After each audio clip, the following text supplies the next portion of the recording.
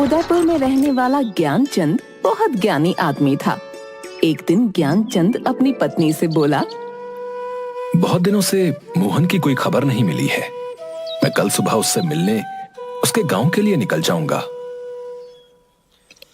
आज सुबह सुबह मेरी बाईं आंख फड़क रही थी जी, आप कहीं मत जाइए। तुम तो जानती हो भाग्यवान, मोहन का हमारे सिवाय कौन है।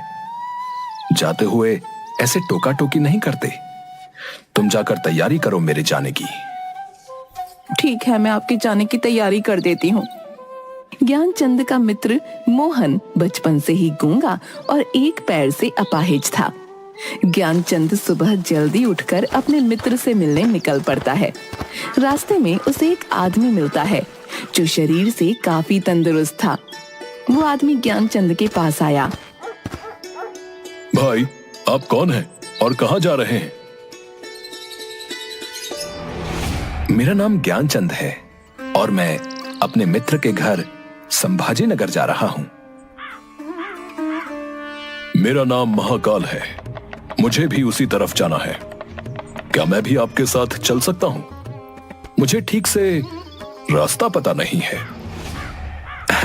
बिल्कुल चलिए, अच्छा ही होगा। हम दोनों अगर साथ साथ चलेंगे तो समय भी जल्दी कट जाएगा।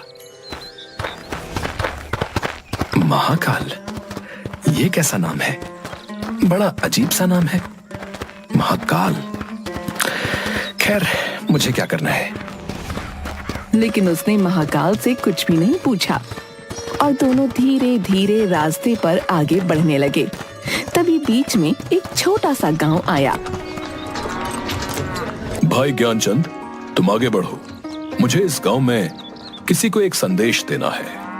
मैं बस संदेश देकर तुम्हें मिलता हूं। ठीक है, मैं एक काम करता हूं, आगे उस कुएं पर थोड़ी देर आराम कर लेता हूं। तब तक तुम संदेश देकर वापस आ जाओ। हाँ बिल्कुल भाई, आप आराम करिए। मैं यूं गया और आया। ज्ञानचंद कुएं के पास बैठकर पानी पी रहा था। तभी उस गांव में शोर उठा कि एक बाज ने किसी आदमी के प्राण ले लिए और तभी महाकाल वापस आता है। चलो मित्र, आगे चलते हैं। बहुत काम अभी बाकी है ना। हाँ भाई, चलो। तुमने संदेश बहुत जल्दी पहुंचा दिया। हाँ, मुझे जिस आदमी से मिलना था वो मुझे पास ही में मिल गया और मैं उसे संदेश देकर तुरंत लौट आया। चलो, अब अपनी यात्रा शुरू करते हैं।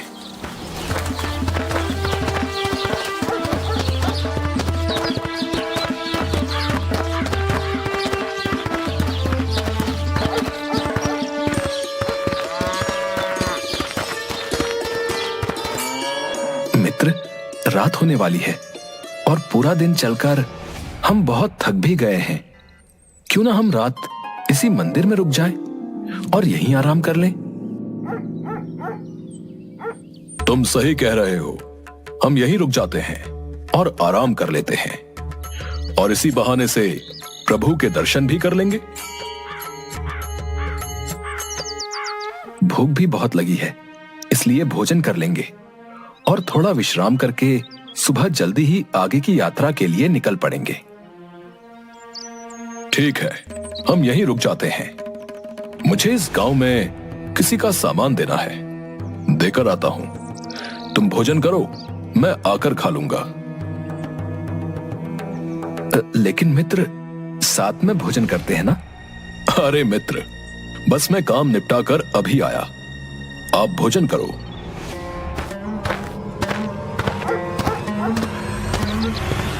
अरे आग लग गई भैया! अरे पूरे गांव में आग लग गई। लगता है कुछ नहीं बचेगा। ये महाकाल जहां भी जाता है वहां किसी न किसी तरह की अनहोनी हो जाती है। तभी महाकाल वापस आता है, लेकिन वो महाकाल से कुछ नहीं पूछता और दोनों सो गए। और सुबह जल्दी उठकर दोनों आगे की यात्रा पर निकल पड़े। कुछ देर बाद फिर से एक दूसरा गांव आया। मित्र, तुम थोड़ा विश्राम करो। मुझे इस गांव में कुछ काम है। मैं तुमसे आकर मिलता हूं। अब ठीक है। अरे भैया, अरे मधुसूदन को सांप ने डस लिया। अरे भैया, उसकी मृत्यु हो गई है। तभी महाकाल वापस आ जाता है। मित्र, मैं तुमसे कुछ पूछना चाहता हूं। अगर तुम्हारी अनुमति हो तो। हाँ बोलो, क्या बात है मित्र? मन में जो भी शंका है उसे दूर कर लो। तुम जिस गांव में भी जाते हो, तुम्हारे जाते ही वहां कुछ न कुछ अनहोनी क्यों हो जाती है? क्या तुम मुझे बता सकते हो कि ऐसा क्यों हो रहा है? ज्ञानचंद, आप मुझे बड़े ज्ञानी लग रहे थे, इसलिए मैं आपके साथ यात्रा करने के लिए निकला था, क्योंकि मैंने सुना है ज्ञानियों का साथ हमेशा अच्छा होता है। क्या सचमुच आप अभी तक नहीं समझे कि मैं कौन हूं? मैं समझ तो चुका हूं, लेकिन कुछ शंका है। यदि आप अपना सही परिचय दें तो मेरे लिए आसानी होगी। मैं यमदूत हूं और यमराज की आज्ञा से उन लोगों के प्राण हरण करता हूं जिनकी आयु पूर्ण हो चुकी है। अगर ऐसी बात है और तुम सचमुच ही यमदूत हो, तो बताओ अगली मृत्यु किसकी है? अगली मृत्यु तुम्हारे मित्र की है, जिससे तुम मिलने जा रहे हो, और उसकी मृत्यु का कारण भी तुम ही होगे। अब तुम ये क्या कह रहे हो? क्या सच में अगली मृत्यु मेरे मित्र की होने वाली है और मैं ही उसकी मृत्यु का कारण हूं? वो मेरे बचपन का मित्र है। मैं उसकी मृत्यु का कारण नहीं बन सकता। इसलिए बेहतर होगा कि मैं अपने मित्र से मिलने आगे की यात्रा पर न जाऊं। कम से कम मैं तो उसकी मृत्यु का कारण नहीं बनना चाहता हूं। तुम जो सोच रहे हो वो मुझे भी पता है, लेकिन तुम्हारे अपने मित्र से न मिलने के विचार से नियति नहीं बदल जाएगी। तुम्हारे मित्र की मृत्यु निश्चित है और वो तुम्हारे चरणों में ही मर जाएगा। अगर ऐसा है तो मैं अपने मित्र से मिलने आगे जाऊंगा ही नहीं और अपने घर वापस लौट जाऊंगा। परंतु जैसे ही वह गांव की तरफ से लौटने लगा, उसका मित्र मोहन तेजी से आता हुआ दिखाई दिया, जो ज्ञानचंद को देखकर बहुत ज्यादा खुश लग रहा था। मोहन के आने की गति को देखकर ऐसा लगा कि वो बहुत देर से उसके पीछे आ रहा हो। तुम कुछ भी कर लो, लेकिन नियति को नहीं बदल सकते हो। तुम्हारा मित्र बहुत देर से तुम्हारे पीछे आ रहा है, क्योंकि उसने अपनी शक्ति से ज्यादा जोर से दौड़ने की कोशिश की, जिस कारण कुछ ही क्षणों में वो तुम्हारे चरणों में अपनी आखिरी सांस लेगा। जैसे ही मोहन ज्ञानचंद के पास पहुंचा, वो जमीन पर गिर पड़ा।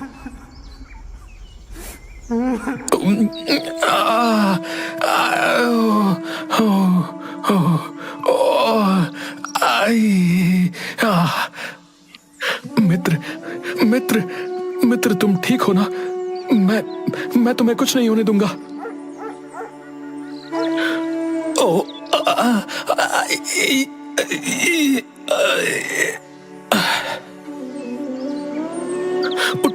उठो मित्र, उठो। नहीं, ऐसा नहीं हो सकता। मेरी वजह से तुम दुनिया से चले गए। नहीं। मोहन की मृत्यु के बाद ज्ञानचंद आश्चर्य भरी नजरों से महाकाल की तरफ देखने लगा। तुम्हारा मित्र पिछले गांव से ही तुम्हारे पीछे पीछे आ रहा था, लेकिन तुम समझ ही नहीं सके, क्योंकि वो गूंगा है, जिस कारण वो तुम्हें आवाज नहीं दे पा रहा था, और एक पैर से अपाहिज होने के कारण वो तुम तक नहीं पहुंच सका। उसने अपनी सारी ताकत लगाकर तुम तक पहुंचने की कोशिश की, और बुढ़ापे में शरीर में ज्यादा शक्ति नहीं होती, इसलिए उसकी हृदय गति रुकने की वजह से उसकी मृत्यु हो गई। और उसकी मृत्यु की वजह तुम हो, क्योंकि वो तुमसे मिलने के लिए अपनी सीमाओं को लांघकर तुम्हारे पीछे भाग रहा था।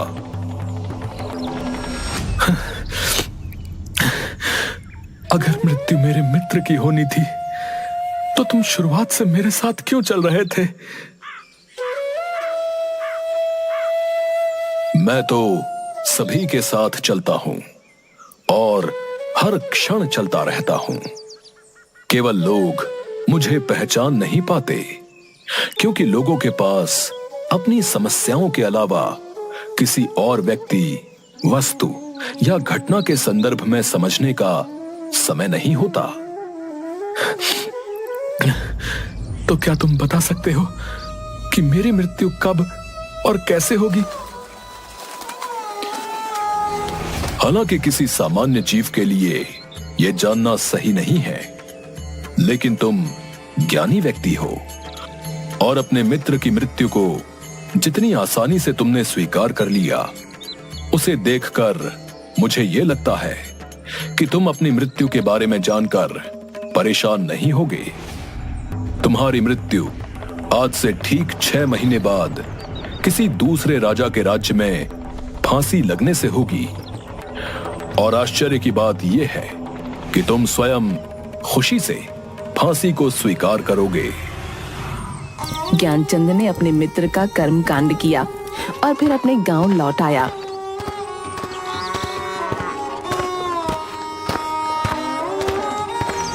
ज्ञानी व्यक्ति भी अपनी मृत्यु के बारे में जानने के बाद मृत्यु से बचने के लिए कुछ न कुछ करते हैं। ज्ञानचंद ने भी ऐसा ही किया। उसकी पहचान उस राज्य के राजा तक थी। ज्ञानचंद राजा के दरबार में पहुंच गया और सारी बात बताई। हमारे मित्र की समस्या आप सबने सुनी और आप सब बहुत ही ज्ञानी हैं। इसीलिए मैं अपने मित्र के प्राण बचाना चाहता हूं, जिसके लिए मुझे आप सबकी सलाह चाहिए।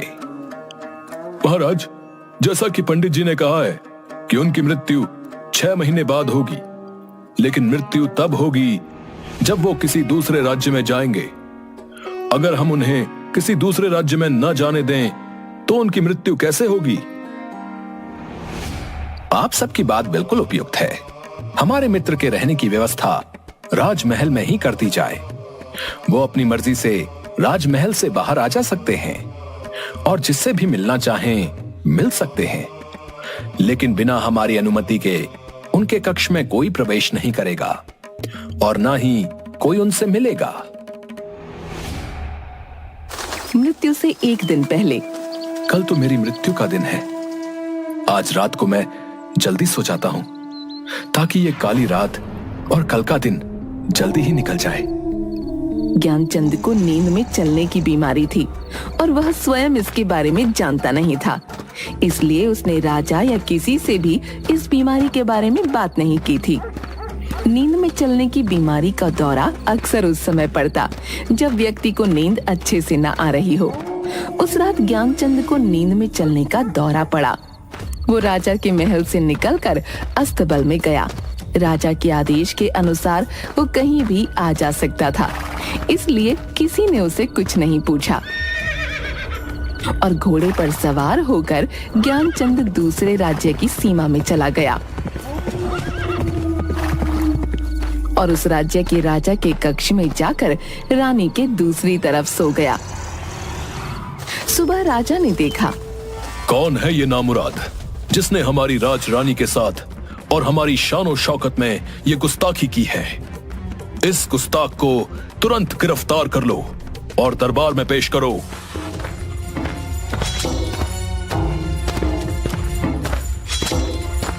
माफी महाराज, माफी महाराज। मुझे खुद नहीं पता कि मैं आपके राज्य में कैसे आया, और राज्य में तो छोड़ दीजिए, आपके कक्ष में कैसे आया मैं खुद नहीं जानता। तुम झूठ बोल रहे हो, सच सच बताओ, तुम कोई जासूस तो नहीं हो? महाराज, मैं सच कह रहा हूं, मैं कोई जासूस नहीं। राजा तो पहले ही क्रोधित था और ज्ञानचंद की बातें सुनकर और क्रोधित हो गया। तुम्हारा अपराध अक्षम्य है। सैनिकों, इस दुष्ट को फांसी पर चढ़ा दिया जाए। महाराज, मैं नहीं जानता कि मैं यहां कैसे पहुंच गया और आपके किसी पहरेदार ने मुझे रोका क्यों नहीं, लेकिन मैं इतना जानता हूं कि आज मेरी मृत्यु होने वाली है और होने जा रही है। तुम्हें कैसे पता कि आज तुम्हारी मृत्यु होनी थी? क्या कहना चाहते हो तुम? महाराज, मेरा क्या, किसी भी सामान्य व्यक्ति का इतना साहस कैसे हो सकता है कि वो राजा की उपस्थिति में राजा के कक्ष में रानी के बगल में सो जाए? ये तो सरासर आत्महत्या होगी। मैं दूसरे राज्य से इस राज्य में आत्महत्या करने क्यों आऊंगा? अगर तुम्हें यह पता है तो तुम हमारे कक्ष में क्यों आए? महाराज, मैं आपको सारी बातें सच सच बताता हूं और पिछले 6 महीने में हुई सारी बात बताता हूं।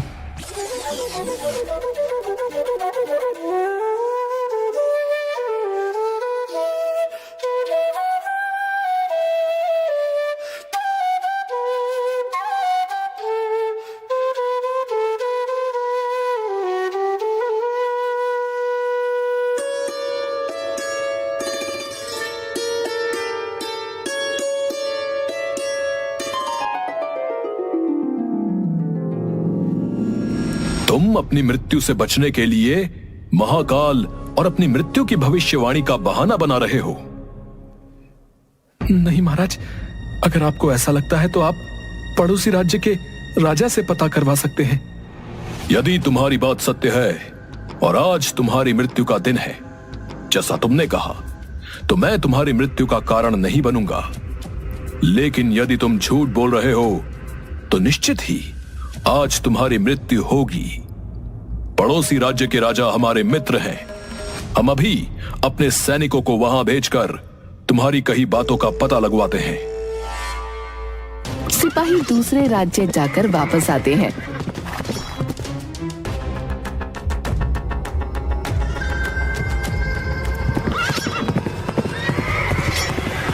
महाराज, ज्ञानचंद जो कह रहा है वो सही कह रहा है।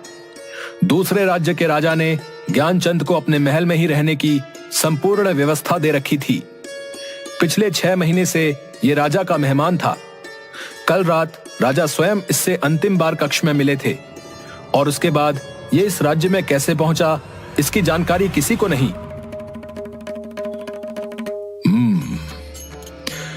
इसके अनुसार ज्ञानचंद को फांसी की सजा देना उचित नहीं है।